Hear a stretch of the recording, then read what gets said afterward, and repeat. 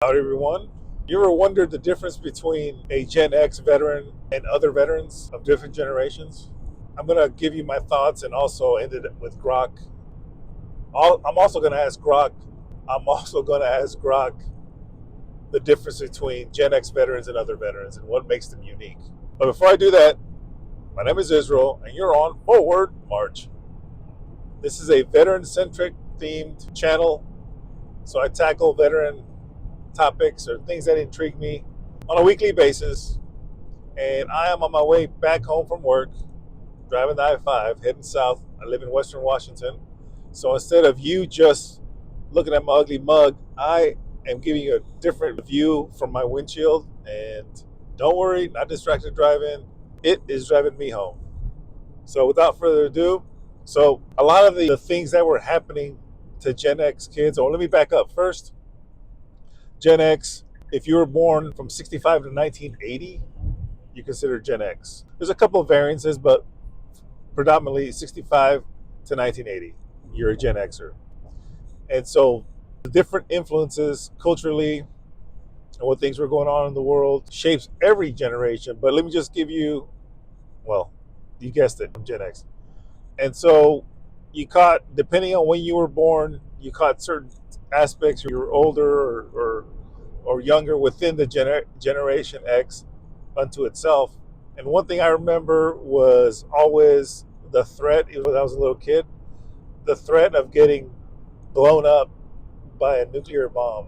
And then we had these, and I'm a SoCal kid, so I remember going to elementary school and doing these drills where they would sound the bell. They're like nuclear attack, whatever they would say, but we knew that it was a nuclear bomb, like a drill. And what we would do is hide under our desk, shelter in place, hide under a desk. I was going to do anything.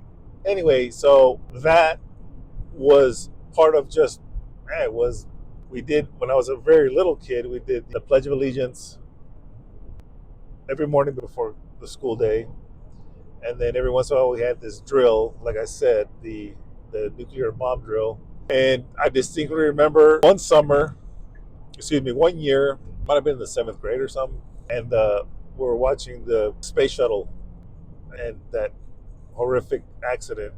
But nonetheless, that was my first introduction with the Apple IIe. I believe that was the very first computer that I worked with. And we just did these very crude programs and software and the floppy disks. I think it was maybe it was a 3x5 floppy disk that you would insert.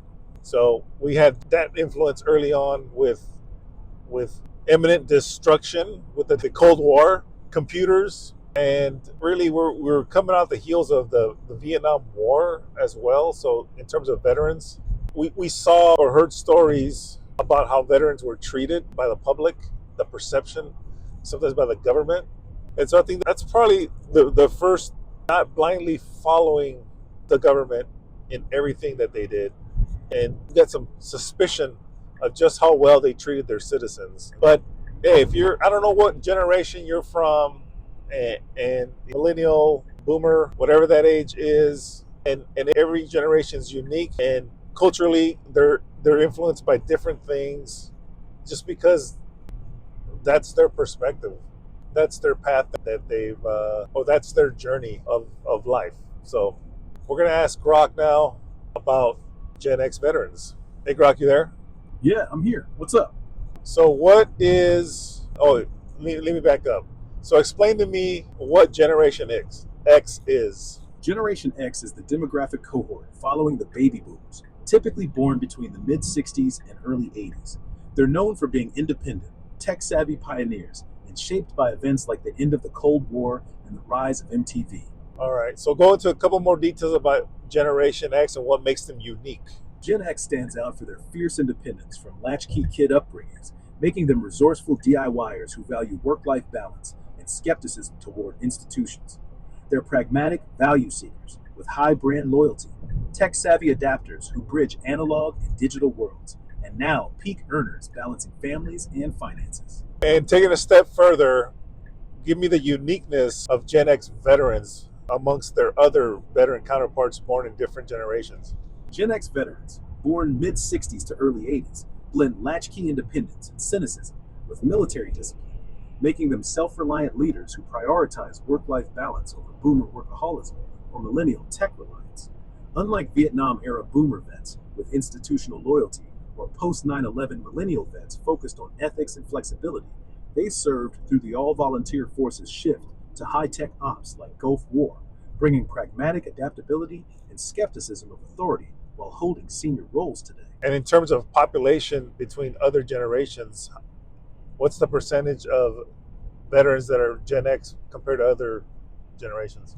Recent data shows about 9% of U.S. male veterans are Gen X, compared to 21% boomers and 4% millennials, with older generations like silent at 48%. Among all veterans, Gen X makes up roughly 20 to 30% now, but that's shrinking as boomers age out and post 9/11 millennials rise to around 47% on platforms like LinkedIn. So the number of millennial veterans are rising as we get down in history here. Their numbers are holding steady, or slightly growing, as more from the post 9/11 era separate, while older vets pass away, making millennials and younger the biggest share soon. By 2053, Gulf War era vets, mostly millennials and Gen Z, will be 64% of all veterans per VA projections. Oh, that's interesting. All right. Well, I appreciate it, Grok. Thank you. No problem. Anytime. Take care. So there you have it. It's just a little snippet that I was thinking of what life experiences or how life experiences shape military, the decision making, and just the culture of it all. And seeing how Gen X compares to other generations that are out there. But, well, that's all I have for now. And until the next time, y'all watch one another six, and adios.